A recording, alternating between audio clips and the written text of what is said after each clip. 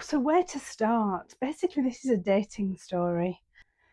As soon as I heard Piano Man playing, I was just transported straight back to another time and another place, years ago actually. I'm Cari, and I was listening to a pianist play the other night, and he played Piano Man by Billy Joel. And it made me think of something that I haven't thought about for probably 10 years. I was living in Florida, had been online dating for some time, hadn't actually dated anybody but met lots of people. But of course, you go on these first dates, don't you? Which I always think are more like meet and greets, even though they're called dates. But anyway, I digress. So I was chatting to this guy, and he was from Florida also, as you would expect. And he was, I think he was some kind of sports presenter, he said. Not on TV, on radio or something, some local radio station.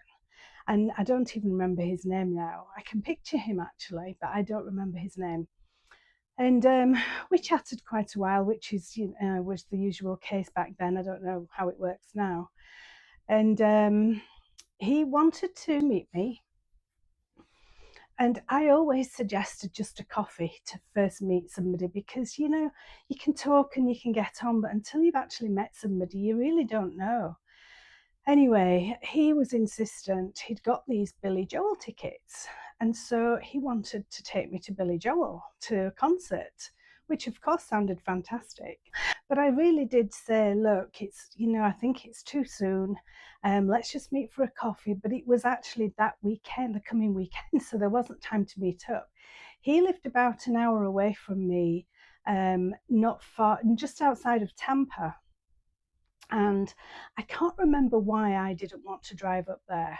I'm not sure. I don't know if I was fairly new in the country. I can't imagine I would have been nervous to drive up. But anyway, for whatever reason, I don't think it was that. I think he insisted on taking me. So, against my better judgment, because we hadn't met, I let him come and pick me up. And I guess that was because we'd spoken a lot on the phone. And I think I am a pretty good judge of character. I'm not saying I can judge people's behaviours all the time, as you'll come to find out.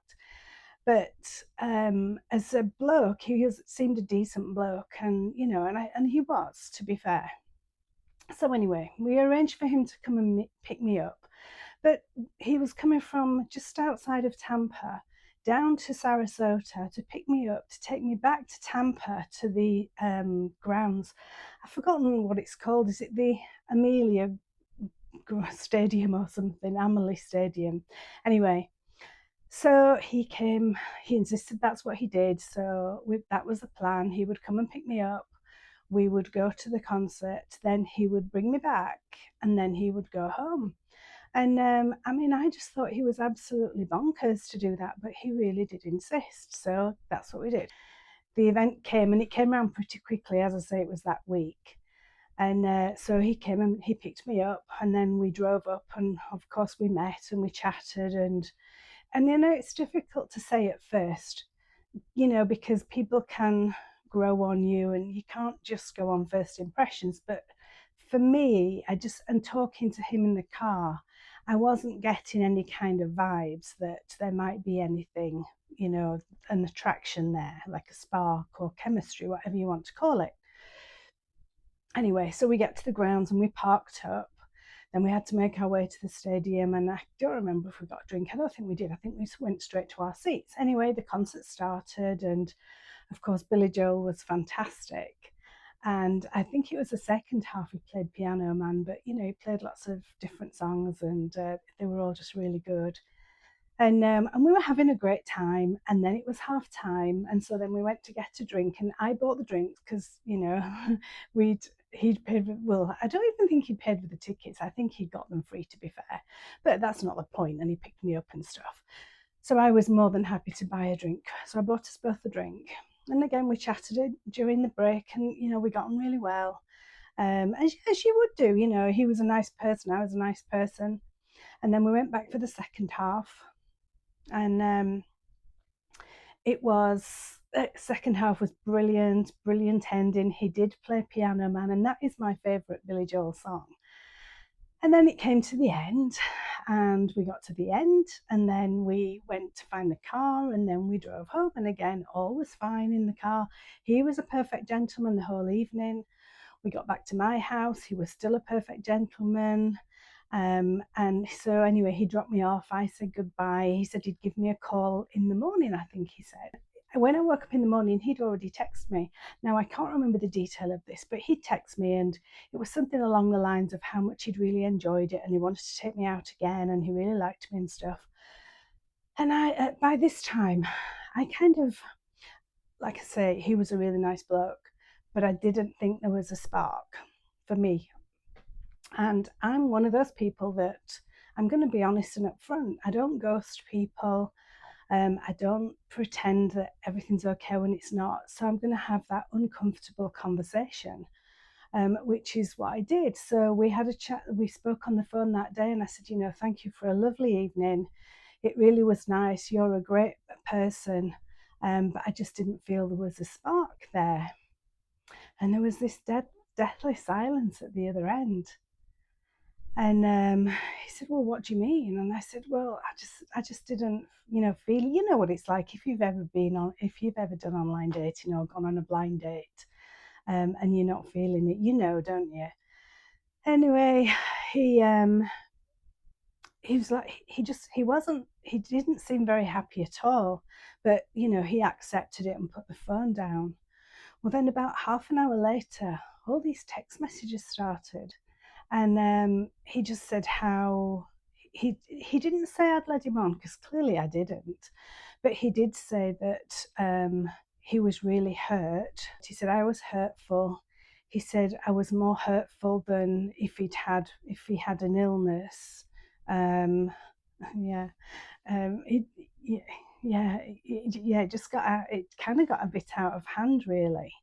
Um, and so in the end, I tried to call him again, because I would rather have these things out in the open than just sending text messages back and forth.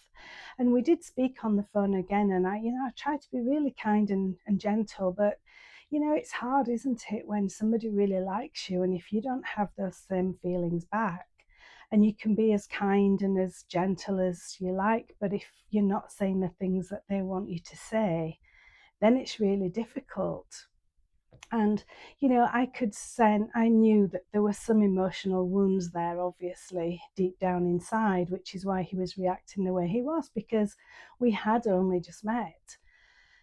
Anyway, the text continued for some time, and I stopped responding, which I really don't like to do. It's not my style, but I kind of just had to in the end. I didn't know what else to do, and eventually they stopped, and I never heard anything from him again. But in terms of what I learned from that, it's that just because, I think I'm quite sensible with things like that. When I meet somebody for the first time, I don't go all in. But this guy was really emotionally invested, which it's not healthy emotionally in the beginning. And I suppose on reflection, I should have thought, him taking me to a Billy Joel concert, but it's not like he'd gone out and bought the tickets for me. So he already had them. I think they were free. I didn't get there were no red flags. We just really got on. And he said, well, I've got tickets. I've got nobody to take. I may as well take you, and we go together rather than go out for a coffee. And of course, it did make perfect sense, which is why I went along with it. And, even if I had my time again, would in the same situation, because of how he did behave in the beginning, I probably would have still done the same, because he just seemed like a normal bloke. So I can't even say that I learned from it, and in the future I wouldn't do that again, because I think I would in the same circumstances, and I would be as honest again. So, but it is just, I do have to remember sometimes that people can read more into a situation than is really there. And it's just because of what's going on for them in their life, in their world, in their mind. So, yeah, but it was just really strange how, I haven't heard that song for years. And it just took me straight. I was just there. We were in the theatre and he was on the stage. And he started playing it, and of course you can really recognize that song when it starts, and I immediately was just transported back to that event, and I haven't given it a thought for years. But anyway, so in terms of somebody suggests, oh, I've got Billy Joel tickets, do you want to come? And I say, oh yeah, because that seems like a really good idea. But I find myself asking this question a lot. Was it really a good idea? And it probably wasn't, because actually it could have ended quite differently, if I'm honest.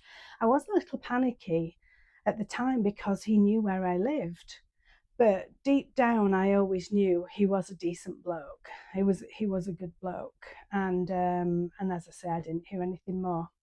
So would I do it again? Probably. Um, it seemed like a good idea to go. Was it? No, it wasn't really, was it? I don't know. I mean, what do you think? Anyway, I'm Cari, and this is Flip Flops and Cowboy Boots.